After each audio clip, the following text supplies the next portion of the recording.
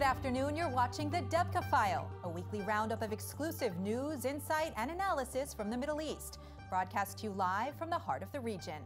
Coming up on the program today, Tillerson is drafting new U.S. policy plans for Iran and Syria.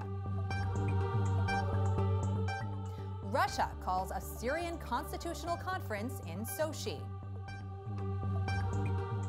Netanyahu to emphasize the Iranian threat in talks with Putin. Turkey's bid for a stake in northern Syria misses the train. Netanyahu bashes Poland for attempting to erase history. Dispute over 2022 Football World Cup in Qatar. And now to our top stories. Debka File sources report that U.S. President Donald Trump has ordered U.S. Secretary of State Rex Tillerson to draw up comprehensive policy lines for both the fate of the 2015 Iran nuclear deal and Syria's post-war future. Tillerson will seek European support for these policy lines. Once it evolves into a U.S.-European paper, there will be negotiations to bring the Russians on board. The plan is for the powers to confront Iran in Damascus as a trilateral lineup. Regarding Iran, since Trump announced last month that if the nuclear deal would not be improved, the U.S. would withdraw, the Secretary of State has been filling in the gaps, making the following amendments. First, the ban on Iran proceeding to a nuclear breakout, which ends when the nuclear deal expires in 7 years, should continue into perpetuity. If violated at any time, the sanctions against Iran will be restored in full. The development of ballistic missiles will be restricted. This was not covered by the 2015 nuclear accord, but by a UN Security Council decision.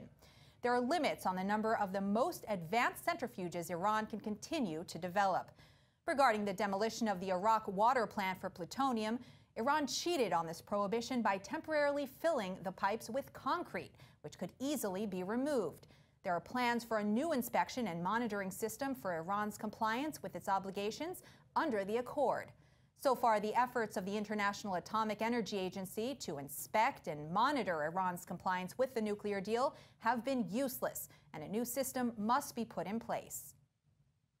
Israel's Prime Minister Benjamin Netanyahu spoke these words about Iran at the Davos Forum in Switzerland. We have a common interest with all the leaders that I met, beginning with, of course, President Trump, but also with the other leaders, to stop Iranian aggression. Iranian aggression is on the rise. After the Iranian nuclear deal, Iran didn't moderate its policies. It didn't join the community of nations. It started gobbling up the nations one after the other. So I think there's a need to stop Iran's aggression on the ground. But that aggression will be infinitely multiplied if Iran has the ability, the wherewithal to make an arsenal of nuclear weapons. That's what the Iran deal, the flawed Iran deal, does. It gives them a highway to produce an arsenal of nuclear weapons. And I've suggested ways to correct that flaw. My goal is not to cancel the deal or keep the deal, is to prevent Iran from getting nuclear weapons. That should be a goal that is shared effectively by all the leaders that I spoke to. Regarding Syria, the Tillerson plan is still to be finalized in conjunction with the Europeans ahead of the negotiations with Russia. Moscow has assumed a lead role in determining the country's future. The U.S. objective can be summed up as being Iran's exclusion from influence and a military role in the final accommodations for Syria's future. Tillerson condemned the use of chemical weapons in Syria and is holding Russia responsible for addressing the use of these weapons. With respect to the comments I made regarding Russia and the use of chemical weapons in Syria, I stand by my comments. Reports are in the open source press just in the last 24 to 48 hours of the use of chlorine as a weapon in Syria.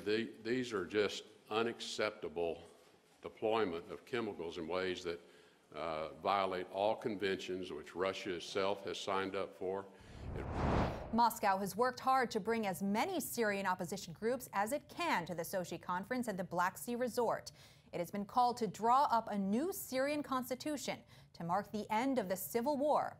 Moscow conferred with Saudi Arabia and Egypt on the list of participants, and through them with the United States. Moscow hopes for the participation of some 1,600 representatives of the Syrian government and opposition, although some of the latter announced a boycott. The UN Special Envoy for Syria, Staffan de Mistura, said he would attend.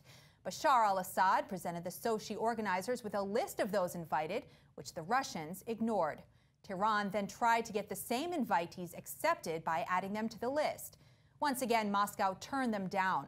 Nasser Hariri, chief negotiator for the Syrian opposition, had these comments about the negotiations. The Russians didn't put any pressure on us. We have entered in a continuous negotiation and discussion with the Russian side to make this initiative useful to implement 2254 and Geneva process. And I think that we could achieve some change inside the details of this conference. But as I mentioned, it is the willingness of our people. It is the result of the democracy in our constitution. So our final decision is not to participate. Syrian opposition spokesperson Yahya al-Aridi claims that the Russians must pressure the Syrian government to accept implementing the UN Resolution 2254, which demands that all parties immediately halt any attacks against civilian targets and urges all member states to support efforts to achieve a ceasefire. We listened to many guarantees concerning commitment, but none of them was delivered somehow. And we are tired of that. We need real involvement. We need real commitment. And we believe that Sochi is like a symposium to get a picture for the world that Syrian people are reconciling. And we understand that there is a political resolution on the part of the United Nations Security Council 2254, and it should be implemented, and the Geneva is the track. Debka File reveals the highlights of the Russian peace plan for Syria. A new Syrian national army will be established with no place anymore for foreign militias. Danny Danon, Israel's UN ambassador, claims that Iran is controlling 100,000 fighters in Syria and attempting to turn Syria into the largest military base in the world to destabilize the region and threaten Israel. Next, the Shiite militias imported by Iran and Hezbollah will be shown the door. The Syrian president will be stripped of executive powers and be no more than a figurehead. Democratic elections will be held with expanded rights to the underprivileged minorities, especially the Sunni Muslims and the Kurds. The Alawi sect, including Bashar al-Assad, will lose its privilege as a ruling minority. Fighting is still taking place at a number of flashpoint areas in Syria, presenting a complicating factor for the negotiations on a peace plan for the war-torn country. For now, the Russians appear to be operating on the ground in coordination with the Turks, the Syrians, and the Iranians. But the military situation is fluid enough for this to change overnight. One of the key players in the unfolding post-war Syrian story won't be at the Sochi conference, but won't be far away. Prime Minister Netanyahu is in Moscow to receive a preview of President Vladimir Putin's plans and offer an update on where Israel stands. Debka File reports Netanyahu changed the makeup of the party traveling with him to Moscow for a meeting with President Vladimir Putin on Monday. He replaced the Mossad chief, Yossi Cohen, with a head military intelligence major, General Herzi Halevi. This was a sign that Netanyahu placed the strongest emphasis in his talks with Putin on Iran's future plans for Syria, including Hezbollah and the various imported Shiite militias, some of them from Iraq, all of which operate under the command of Al-Quds chief, General Qasem Soleimani. General Halevi was taken along to brief the Russian president with Israel's input on those plans and fill any information gaps Putin may have with updates on what the Iranians are up to in Syria. Even the slightest additional detail could change the entire picture. Netanyahu will spend up to 5 hours in the Russian capital before returning home. Before his flight on Monday morning, he held talks with President Trump's Middle East peace envoy, Jason Greenblatt, which could indicate that the Palestinian issue may also be brought up at the Netanyahu-Putin meeting. Turkish President Erdogan has run into major setbacks in his military bid for a stake in northern Syria that will destroy the Kurds' chances of ever being able to establish a contiguous confederation along the Turkish border. His invading army, complete with artillery, tanks, self-propelled guns, and air support, is far from eager to join the Kurdish YPG militia in battle in both the targeted regions, Afrin and Manjib. They are producing loud booms from shelling, but holding back from marching into the regional capitals. U.S. spokesmen have made it clear that, unlike Russian troops who were pulled out of Afrin when the Turks launched their offensive 10 days ago, American troops will stay in their base in Manjib. The spokesman warned Ankara that a miscalculation by the Turks could lead a military clash between the two NATO armies in Manjib. Despite this, Erdogan is maintaining a position of strength, stating in a rally yesterday that Mount Barsaya is about to be captured. Erdogan, who routinely calls Kurdish YPG militia members terrorists, had these comments about the FSA, which is the Free Syrian Army, a Turkish-backed Syrian rebel militia. It should also be noted that the word neutralized is used by the Turkish military to indicate militants were either killed, wounded, or captured. 394 terörist etkisiz hale getirildi. Bu verdiğim rakam sabah rakamıdır. Ondan sonra kaça yükseldi onu henüz almış değilim. Ve bizim de ÖSO ve askerimiz olmak üzere toplamda 20 şehidimiz var. Meanwhile, Bashar al-Assad has warned Turkey against expanding its incursion. The Syrian ruler has opened the roads for Kurdish reinforcements to flood from across the Euphrates River to the embattled regions in the west, whereas the Turkish army is fighting to drive them east from their western enclaves. Both Moscow and Washington have also warned Erdogan not to expand his military invasion of Syria. Erdogan finds that he has missed the train and is being prevented from carrying forward his expanded military presence in northern Syria. Young Kurds in the communities of Germany and France are volunteering to fight for their brothers and sisters in Syria. When they report to the Syrian embassies in Berlin and Paris, they're sent to airfields, where Syria has chartered planes to fly them over. Joining us in the studio to discuss this issue is Dr. Danny Orbach, military historian from the Departments of History and Asian Studies at the Hebrew University of Jerusalem. Thanks for joining us today. Thank you very much for hosting me. U.S. spokesmen have reiterated that American troops will remain in their base in Manjib. Do you believe this is a strategic decision? I can see a coherent strategy here. The Kurds in northeastern Syria are virtually the last important allies of the United States in the region. So America wants to stick to them, at least in a limited way, and create a leverage to influence the post-war solution in Syria, which the United States sees as a solution without Assad. So they try to stick to this region at least to preserve their influence. The problem is, now the United States is a wild card. The strategy is often incoherent. Tillerson can say something one day, and President Trump will contradict him in a tweet the other day. So virtually no one in the region has a clue if the United States would really stick by this plan or not. We just heard Turkish President Erdogan saying that several hundred Kurdish YPG militia members, whom he calls terrorists, have been neutralized during Operation Olive Branch in Afrin. Can you discuss what this means on a larger scale? First of all, everything that Recep Tayyip Erdogan is saying is unreliable by definition. As we follow the Turkish military operation now, it's very clear that the Turks themselves have no clue what the goals of the operation are. They just entered into a war without end, and it's unclear what they really want to do. We heard some Turkish military commanders say that they have very limited objectives in the Afrin area. But we heard Erdogan saying that they actually want to go forward to Manbij, where there are US troops. As far as we know now, the Turkish army didn't even march to occupy Afrin, just shelling the area. But for what end? This is really unclear. Both Washington and Moscow have warned Erdogan not to expand militarily in Syria.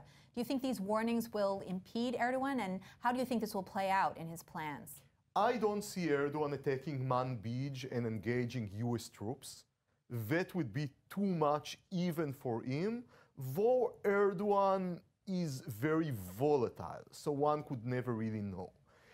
About the Russians, I think it's more interesting. Recently, Kurdish officials have testified that the Russians asked them to withdraw from the area of Afrin and give the area back to the Syrian regime in Damascus.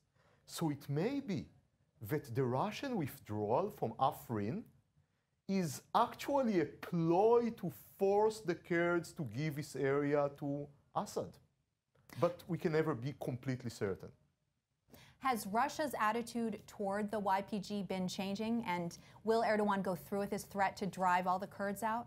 I don't think he can drive all the Kurds out. This is typical Erdoganian rhetorics. What Erdogan wants to do, maybe, is to settle Syrian refugees in Turkey, in the area of Afrin. That's what he says he wants to do. As far as the military operation is going now, I don't see it being done, and certainly won't drive all the Kurds out. About Syria, Russia as usual is playing and manipulating everybody. They try to convince the Kurds to give the area of Afrin to the Syrian regime. For them, the YPG is just a chess piece to play with, just like all other actors in the region. But the real interest is to bolster and keep the Syrian regime in as much as Syria as they can. Is the FSA doing what the Turks train them to do, to spearhead the invasion? The FSA militias are not so strong or effective militarily. Of course, they operate along the Turkish forces, but this is a Turkish operation. And I would say with caution, because the information is still limited and unreliable from the battlefield, but I would say the FSA is playing a secondary role to the Turkish army. That's Dr. Danny Orbach. Thank you very much for your insight today. Thank you very much, Yael. Netanyahu has called for an urgent meeting between the Israeli diplomats in Poland and Polish Prime Minister Mateusz Morawiecki to oppose a new bill passed by the Polish parliament that will imprison anyone who mentions Poland's role in the Holocaust. Netanyahu called the bill baseless and said that, quote, history cannot be rewritten. The new bill requires criminal investigations for any individual or group who blames the Polish nation for Holocaust crimes committed on Polish soil. כאן המקום לציין שאין לנו שום סובלנות לסילוף האמת, לשכתוב ההיסטוריה או להכחשת השואה. אמש הבאתי את ההתנגדות התקיפה שלי, שאני בטוח שותפים לכל שרי הממשלה, לחוק שהעביר הפרלמנט הפולני ביום שישי ביחס לשואה שפקדה את עמנו על אדמת פולין. החוק צפוי לעבור עוד 2 שלבים עד אימוצו הסופי, והבאתי בצורה ברורה את עמדתנו שחייבים לשנות אותו. לא נקבל בשום פנים ואופן כל ניסיון לשכתב את ההיסטוריה, לא נקבל שום הגבלה על חקר האמת ההיסטורית. According to the proposed Polish bill, using a phrase such as Polish death camp would result in a 3-year prison sentence. Israeli Education Minister Naftali Bennett had this to say. The truth is that many nations, including Poles, many Poles were engaged in helping the Nazis murder Jews, in handing them over to the Nazi authorities, and in murdering Jews themselves. My own family was annihilated in the Holocaust. Yair Lapid, chairman of the opposition party, and the Polish embassy in Israel got into a heated argument over Twitter. Lapid wrote, I strongly condemn the new law that was passed in Poland, which attempts to deny the involvement of many Polish citizens in the Holocaust. It was conceived in Germany, but hundreds of thousands of Jews were murdered without ever meeting a German soldier. There were Polish death camps, and no law can ever change that. David Silberklang, senior historian at the International Institute for Holocaust Research at Yad Vashem, stated that passing such a bill would likely cause a distortion of historical truths. Yad Vashem opposes the legislation that has been passed by the lower house of the parliament in Poland, which we see as a distortion of history. It distorts the truth of the Holocaust about the participation of Poles in the persecution and murder of the Jews. There is one legitimate point that arises in the law regarding the use of the term, the incorrect use of the term Polish extermination camps or Polish concentration camps, but from there to pass a law that penalizes an open and true research and discussion of the Holocaust, Yad Vashem cannot abide by that, and Yad Vashem will continue to support open research on the full complexity of the Holocaust in Poland, including regarding the behavior and activities of local Poles. Other critics have said that the bill would harm freedom of expression and have an impact on historical research, in particular the Poles who blackmailed Jews or denounced them to the Nazis during the war. Now, a roundup of this week's regional stories you may have missed, the news in brief. Prince Al-Walid bin Talal, one of Saudi Arabia's top businessmen, was released from detention on Saturday after being taken into custody. He was behind bars for over 80 days over corruption charges and was freed after reaching a financial settlement with the Attorney General. When questioned after his release, bin Talal claimed there was a misunderstanding and maintained his innocence. He said he would return to managing his global business interests in Saudi Arabia. There are no charges. Okay. There's just some discussions between the government, but rest assured that this is a clean operation that we have. And we're just in discussion with the government on various matters, and that I cannot divulge right now because we are in confidential discussion with them. But rest assured, we are at the end of the whole story, and we've been very cooperative because I'm in my country, I'm in my city, so I feel at home. So no problem at all here. Egyptian army engineers and specialists moved an 83-ton, 3,200-year-old statue of King Ramses to the atrium of Cairo's new Grand Egyptian Museum. The statue was taken on a 400-meter journey inside a large cage mounted on a truck and suspended like a pendulum from a steel beam. The entire operation cost £13.6 million. The move could improve Egypt's tourism industry, which has been down over the past few years as a result of physical violence. Visitors will see this enormous statue upon first entering the museum, which will officially launch in 2022. A unique festival has brought dozens of camels to the Saudi capital to appear in front of judges. Crowds of people watch from the sidelines, cheering on the animal that represents their tribes. Organizers of the month-long festival hope to reflect traditional aspects of their nation's cultural heritage. For the Bedouins of Arabia, the camel is the most essential necessity, used for food, transportation, and as a companion. بما أن الجمل يعتبر رمز من رموز المملكة العربية السعودية، رمز قديم يفتخر فيه ابن هذه الجزيرة. كان قديما يشكل الغذاء، يشكل الكساء، يشكل المركب، يشكل السيارة، يشكل كل شيء. The new Jerusalem-based startup Lishtot detects and alerts users to water contamination within a few seconds. CEO and co-founder Netanyahu-Putin has discussed the need to give people a tool to test water themselves, rather than relying on large corporations. The device, called Test Drop, can detect E. coli, lead, arsenic, mercury, copper, and chlorine in only 2 seconds. Users just need to point the device at a glass filled with water, and if the device turns blue, the water is safe. If it turns red, the water is contaminated. According to UNESCO, water quality is one of the primary challenges faced in our world today, threatening human health, food production, and economic growth. That's it for this week's edition of the Debka File. We'll be back with you next week for exclusive news, insight, and analysis from the Middle East. Thanks for watching.